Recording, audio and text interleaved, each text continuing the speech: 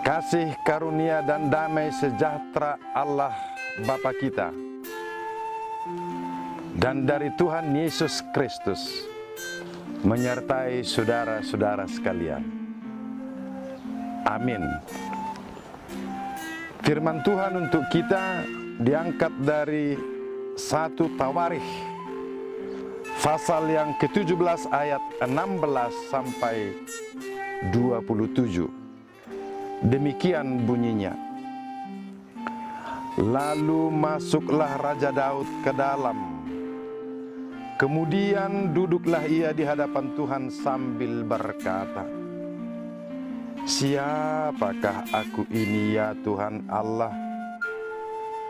Dan siapakah keluargaku sehingga Engkau membawa aku sampai sedemikian ini? Dan hal ini masih kurang di matamu ya Allah. Sebab itu Engkau telah berfirman juga tentang keluarga hamba-Mu ini dalam masa yang masih jauh, dan telah memperlihatkan kepadaku sederetan manusia yang akan datang ya Tuhan Allah.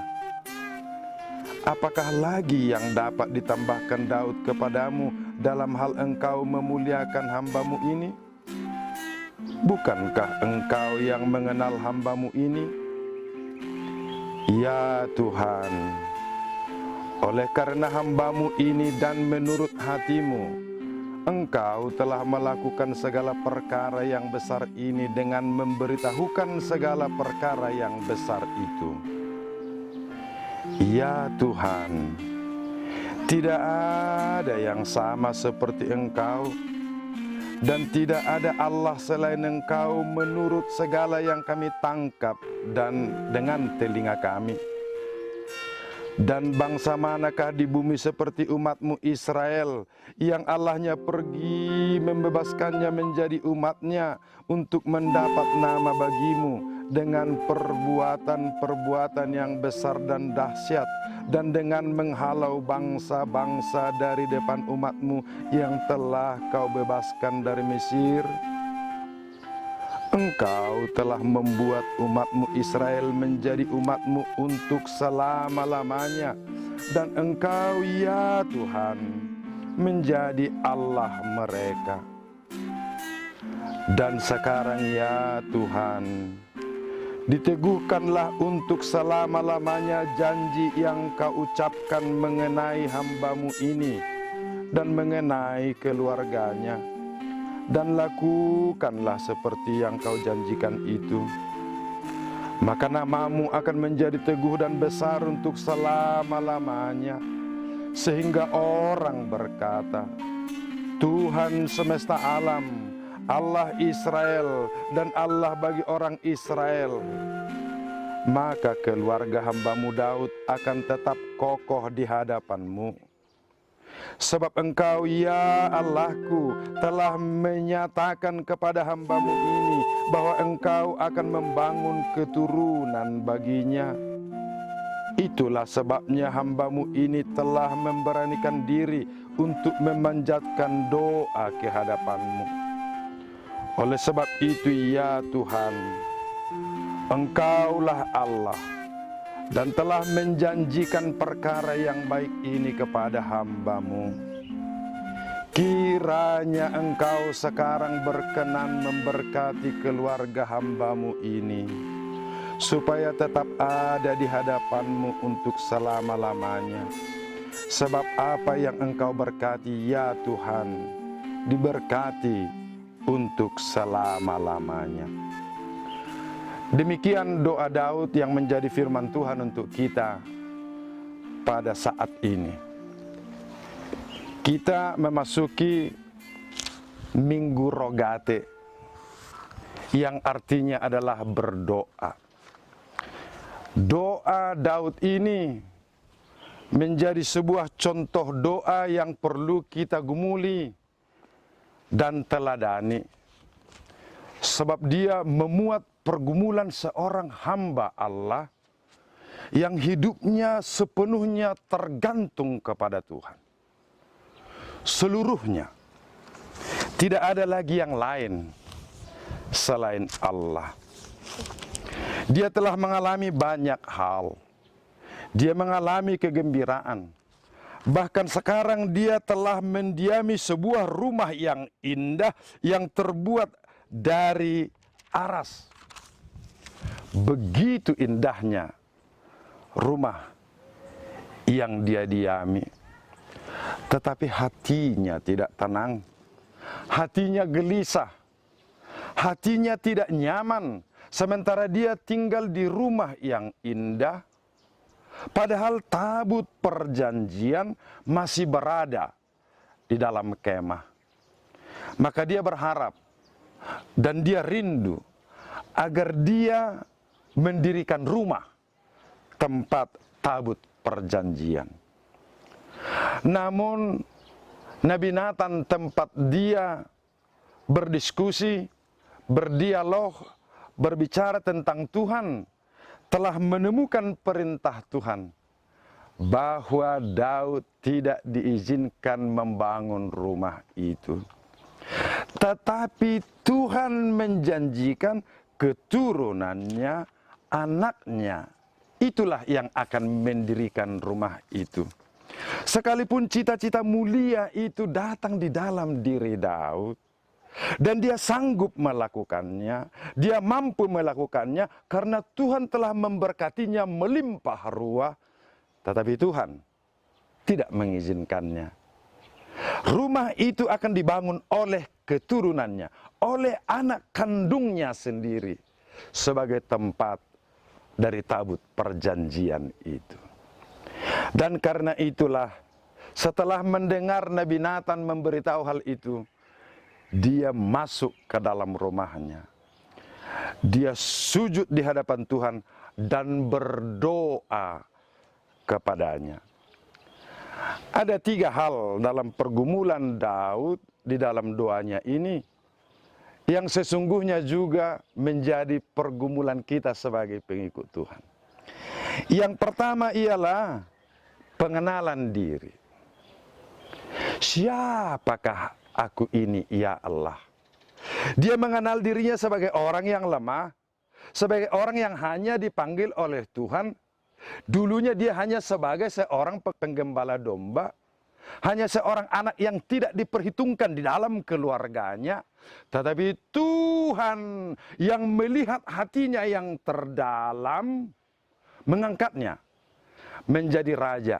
Sebab kita tahu, saudara-saudara, Tuhan tidak seperti manusia. Manusia melihat tampilan manusia, tetapi Tuhan melihat hatinya yang terdalam. Oleh karena itu, Daud menyadari dirinya lemah di hadapan Tuhan. Tetapi dia mengalami banyak hal. Dia mengalami kuasa Tuhan.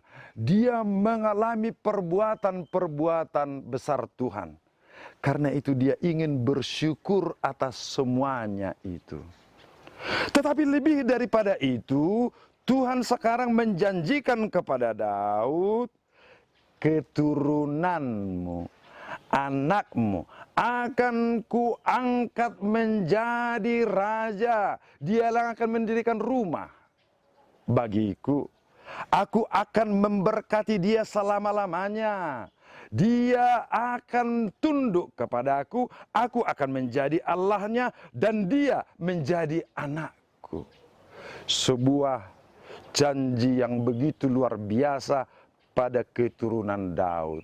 Dan malah dia berkata, betapa besarnya janjimu ya Tuhan. Apalagi yang dapat kulakukan kepadamu sebagai orang yang lemah, sementara perbuatan-perbuatan besarmu juga terjadi atasku. Maka dari itu sepenuhnya di dalam doanya dia menyerahkan hidupnya kepada Tuhan. Yang kedua, saudara-saudara, dia tidak hanya melihat apa yang dilakukan Tuhan kepada dirinya, tetapi dia melihat perbuatan besar dan ajaib Tuhan kepada bangsa Israel. Bangsa yang lemah yang diangkat dari Mesir, dibebaskan dari Mesir. Dan cara pembebasannya pun unik. Satu-satunya bangsa yang Allah sendiri turun ke bumi membebaskannya.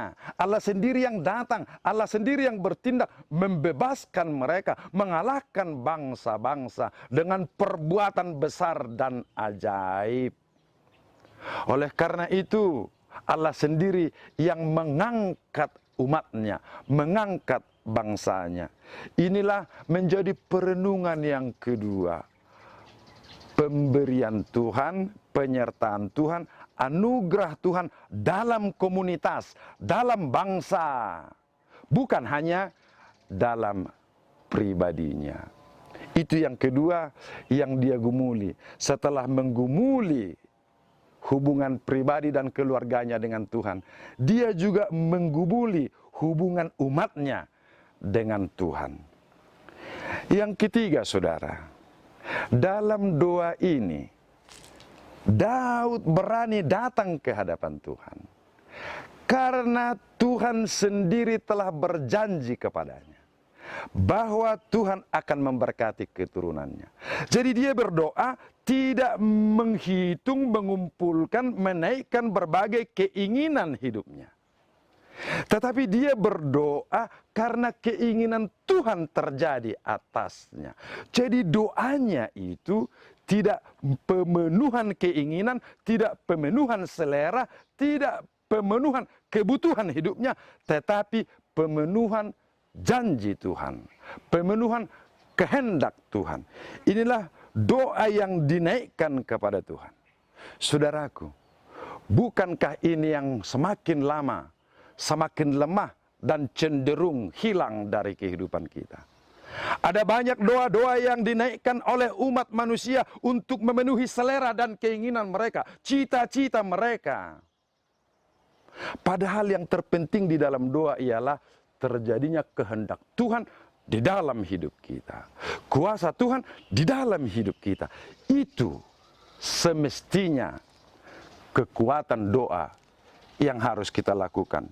Dan Daud sungguh-sungguh menyadari, karena engkau sekarang berkenan kepada aku dan keluargaku, hambamu ini tetap di hadapanmu selama-lamanya. Sebab aku tahu ya Tuhan, yang engkau berkati seperti hambamu ini akan diberkati selama-lamanya.